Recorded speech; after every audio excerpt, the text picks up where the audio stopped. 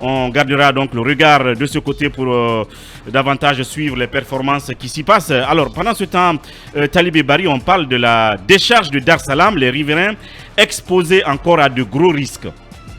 Oui, c'est... et ce n'est pas une première fois qu'on sonne l'alerte. Il s'agit de cette décharge dont l'éboulement d'un pan, puisque c'est désormais une montagne à la vue infranchissable. Donc l'éboulement vous vous rappelez, on voit les images. En 2017, l'éboulement d'un pan de cette montagne avait entraîné la mort d'une dizaine de personnes. Ça, c'était déjà en 2017. Alors, pour ceux qui sont passés par là, ça a été mon cas il y a quelques jours. J'ai été sidéré de voir que la montagne, elle est en train de brûler sur plusieurs pans. Donc, et cette fumée-là, Mamadou, c'est extraordinaire de voir dans quel état et comment, et on se pose la question de savoir comment, comme s'il y a un feu de brousse, comment les riverains vivent justement cette situation. Personnellement, j'ai pris une des routes qui contourne cette montagne d'ordures.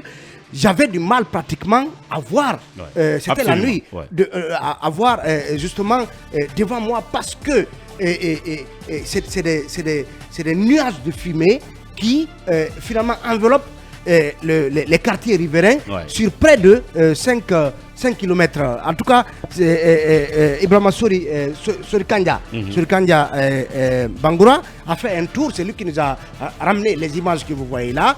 Donc la visibilité est complètement amenuisée par ces nuages de fumée et les riverains voient la fumée entrer jusque dans leur maison.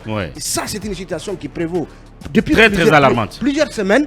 Il n'y a aucune intervention et aujourd'hui, c'est le désarroi chez les riverains et on se demande finalement, parce que vous savez qu'il y a un projet pratiquement depuis 2007 qui prévoit que cette décharge de Dar Salam soit transférée du côté de Kagbele.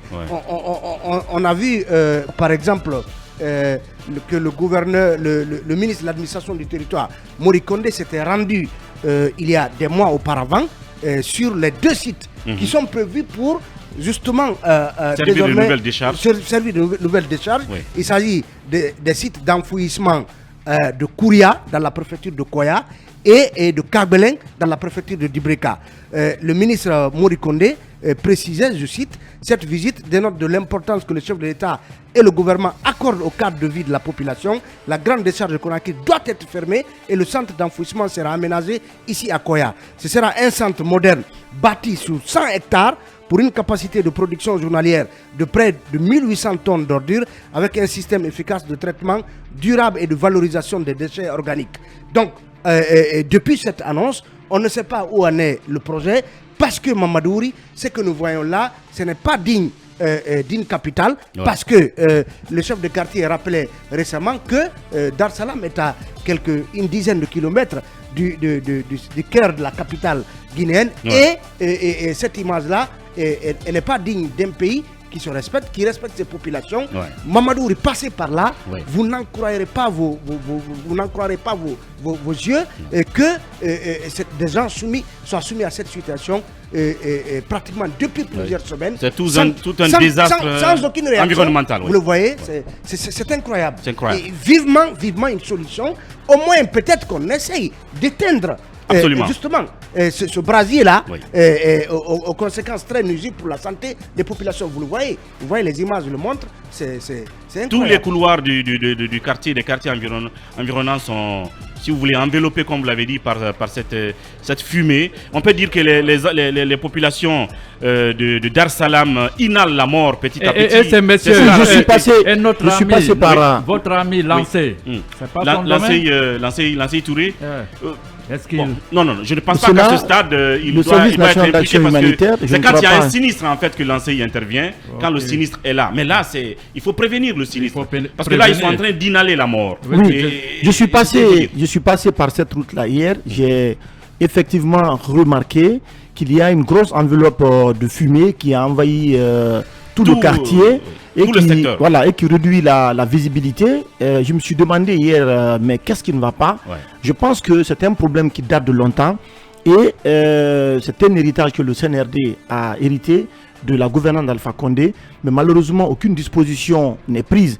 Talib le rappelait ici, il y a eu des morts de ce côté, il y a eu, je crois bien, un éboulement là-bas, la glissade, mais rien n'a été fait. Les populations aujourd'hui sont complètement fatiguées par cette situation. Moi, ce que je propose, c'est qu'il faut que les populations riveraines, notamment de cette décharge-là, se constituent aujourd'hui en collectif, peut-être pour saisir les services compétents ou bien saisir même la justice pour voir qu'est-ce qui peut être fait pour les dédommagements. Et l'autre chose, je ne comprends pas pourquoi les services compétents, le ministère de l'administration du territoire et de la décentralisation, le ministère de l'environnement, pourquoi ces départements aujourd'hui ne prennent pas, le ministère de l'habitat ne prennent pas à bras le corps la situation aujourd'hui de cette décharge qui doit être délocalisée. Je pense que c'est une priorité. Il faut éteindre ces flammes-là et ensuite procéder à une délocalisation pour la construction peut-être d'instants de tri, comme on est en train de faire aujourd'hui dans plusieurs communes de Conakry. On ne peut pas cohabiter avec les ordures. Ce qui est en train de se passer constitue une véritable menace aujourd'hui pour la santé. C'est une menace pour la santé publique. Absolument. Cabinet Fofana, pendant ce temps, il faut bien que le ministre de l'administration du territoire nous dise quelque chose sur l'évolution de la nouvelle décharge. Une chose est d'aller poser les premières pierres, mais étape après étape, il faut informer l'opinion pour que les gens sachent au moins quand est-ce qu'ils vont échapper à l'inhalation de la mort jour après jour. Non, mais je pense qu'il faut faire, avant de faire délocaliser la décharge, il faut faire quitter les populations qui s'y trouvent. Il y a de la responsabilité de l'État de recaser ces gens-là.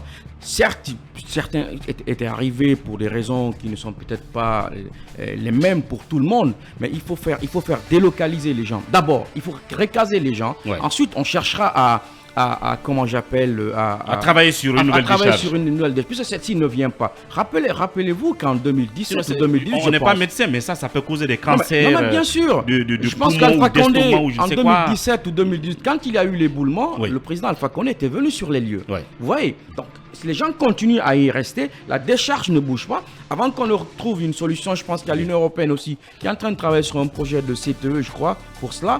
Mais avant ça, il faut recaser les gens. Et il est de la responsabilité de l'État de le faire. Malheureusement, ce n'est pas fait et on ne peut qu'attirer l'attention des uns et des autres, surtout des autorités. C'est ce qu'on fait ce matin puisque, et comme je l'ai dit, les populations de ce côté sont en train d'inhaler la mort.